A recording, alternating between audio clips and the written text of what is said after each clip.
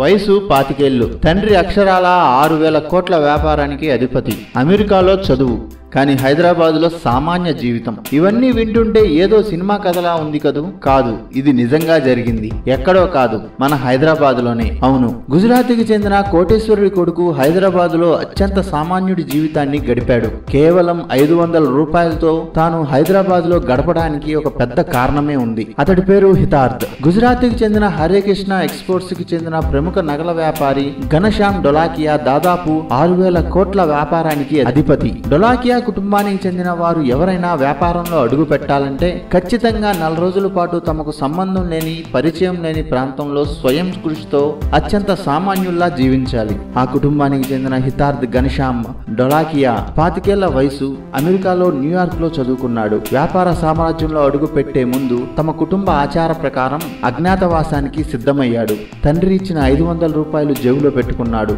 దాంతో పాటు కవరు, అందులో ఫ్లైట్ టికెట్లు కూడా ఉన్నాయి. ఎక్కడికో మాత్రం తెలియదు. దాన్ని తీసుకొని ఎయిర్పోర్ట్ కు చేరుకున్నాడు. కవర్ తెరిచి చూస్తే అందులో హైదరాబాద్ కు ఫ్లైట్ టికెట్ కనిపించింది.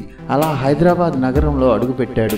హైదరాబాద్ లో విమానం దిగిన తర్వాత బస్సులో సికింద్రాబాద్ చేరుకున్నాడు. అక్కడే ఒక లాడ్జ్ లో 100 రూపాయలు ఒక రూమ్ తీసుకొని ఒక రోజు గడిపాడు. ఉద్యోగ వేటలో చాలా మందిని కలిశాడు. ఉద్యోగం దొరికే ప్రాంతాల గురించి తెలుసుకున్నాడు. ఒక బస్ కండక్టర్ సహాయంతో లాల్ బంగ్లా సమీపంలో ఒక టెలికాలర్ కార్యాలయానికి వెళ్ళాడు. అక్కడ ఉద్యోగం గురించి ప్రయత్నించగా ఒక మహిళ హైటెక్ సిటీలో ఉద్యోగం గురించి చెప్పడంతో సరే అన్నాడు. 500 రూపాయలు చేతిలో పెట్టి ముందు భోజనం పెట్టించి తరువాత అక్కడికి వెళ్ళమన్నారు. కానీ ఆ ఉద్యోగంలో కుదురుకోలేక కొద్ది రోజుల్లోనే మానేసి మెగ్డీలో చేరాడు. అక్కడ ఒక రోజు ఒక్కొక్క కేంద్రంలో పనిచేయాల్సి రావడంతో దానిని వదులుకున్నాడు.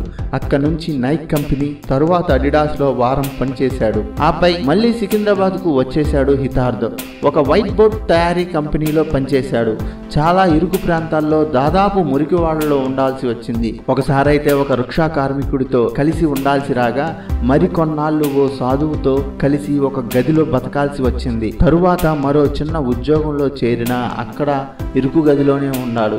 చాలాసార్లు రోడ్డు పక్కనే బండి మీద పెట్టే ఆమ్లెట్లు, టిఫిన్లు తిన్నాడు. మొత్తం మీద 4 రోజుల పరీక్ష పూర్తయింది. తాను ఎక్కడున్నాడో ఇంట్లో వాళ్లకు చెప్పగానే వాళ్ళు రెక్కలు కట్టుకొని వాలారు. ఈ 4 రోజుల పాటు తనకు కలిగిన అనుభవాలు తను జీవితాంతం గుర్తుంచుకుంటానని, జీవితంలో ఎదుగుదలకు ఇవి మంచి పాఠాలుగా ఉపయోగపడతాయని చెప్పాడు హితార్థ్.